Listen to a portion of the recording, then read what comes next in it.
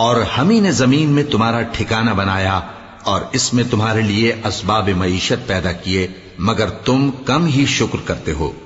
اور ہم ہی نے تم کو ابتدا میں مٹی سے پیدا کیا، پھر تمہاری شکل و صورت بنائی، پھر فرشتوں کو حکم دیا کہ آدم کے آگے سجدہ کرو، تو سب نے سجدہ کیا لیکن ابلیس کہ وہ سجدہ کرنے والوں میں شامل نہ ہوا۔ اللہ نے فرمایا، جب میں نے تجھ کو بھی حکم دیا تھا تو کس چیز نے تجھے سجدہ کرنے سے باز رکھا؟ اس نے کہا کہ میں اس سے افضل ہوں، مجھے تو نے آگ سے پیدا کیا ہے اور اسے مٹی سے بنایا ہے۔ فرمایا، تو بہشت سے اتر جا، تجھے شایع نہیں کہ یہاں تکبر کرے، پس نکل جا کہ تو ذلیل لوگوں میں سے ہے۔ اس نے کہا کہ مجھے اس دن تک مہلت عطا فرما جس دن لوگ قبروں سے اٹھائے جائیں گے۔ فرمایا، اچھا، تجھ کو مہلت دی جاتی ہے۔